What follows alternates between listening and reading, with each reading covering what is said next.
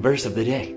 And today's verse of the day, we are going to discuss how our outflowing is evidence of our inpouring and points to the direction and destination in which we are going. So, you have to ask yourself, are you heading toward purpose through identity of knowing and being truly known by the Father?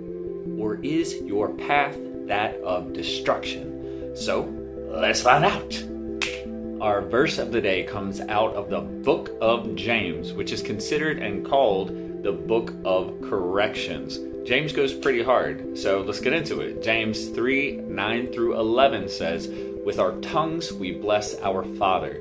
With the same tongue we curse the very men and women he made in his image. Curses and blessings out of the same mouth." My friends, this cannot go on.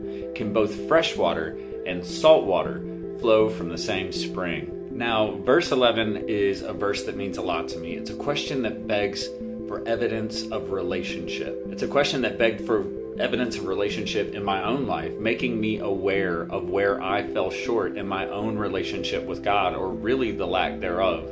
It's a verse that brings awareness to whether you suffer only intellectual knowledge of God, or if you have a heart knowledge of God that requires actual relationship with the Father, causing you to ask yourself questions like, do you spend time with the Father, laying down at his feet in repentance, or crawling up in his lap just to tell him how your day's going? Are you exercising praise through a grateful heart and humility and obedience? And are you digging into the Word for your own glorification, for the sake of boasting what you think you know, or are you digging into the Word to know Him more? What are you allowing into your life, into your spirit, your heart, and your mind through your eye gates and your ear gates? Are you intentional or are you unintentional? Are you aware or are you unaware of the treasure that you store up? Because the word is clear that ignorance is no excuse. Hosea 4:6 says that my people are destroyed for a lack of knowledge. So then, destruction still remains the outcome for those who are not intentional about what they pour into themselves and why they do so.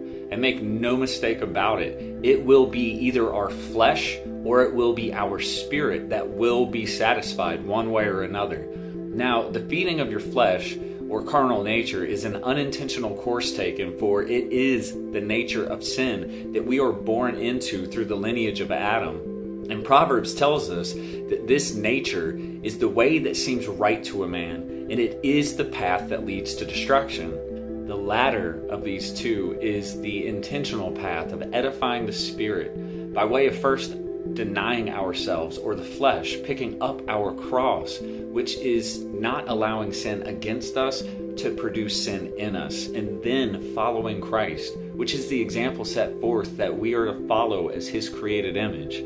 We are either edifying or we are feeding who the world says we are out of ignorance to who we really are, or we are immersing ourselves in the only truth that is Christ in us, and then allowing Him to work through us by edifying ourselves with His Word, the inflowing of the knowledge of who He says we are. What is in us is what will come pouring out of us, especially in times of trial and tribulation and pressure.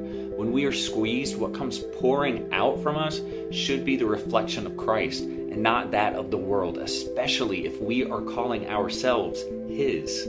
We can see this truth as Christ tells us in Luke 6:45, that says, "A good man out of the treasure of his heart brings forth good, and an evil man out of the evil treasure of his heart brings forth evil. For out of the abundance of the heart the mouth speaks." It's a beautiful verse, and there's so much to it. And in 1 John 4:8, it says, "He who does not love does not know God, for God is love." Christ did not call us only to receive love, but also to be love, to be transformed by the gift of mercy and grace, to be like Him, to walk in the light as He is in the light, to receive the inflowing of who He is, that is love, so that we too would become that very same love, and then so shine that light to the rest of the world. In such pursuit and intentionality of our faith and relationship with God, that the darkness He once pulled us out of would not only now flee from us, but also flee from all of those that we now so shine His light on through us. And so I encourage you, be intentional about what you allow in, what you see, what you hear, what you do. How you walk with God should be a walk that is intentional. So again, I encourage you, be careful about what comes in, because what comes in is going to come pouring right out. All right, you guys have a good one. Stay blessed.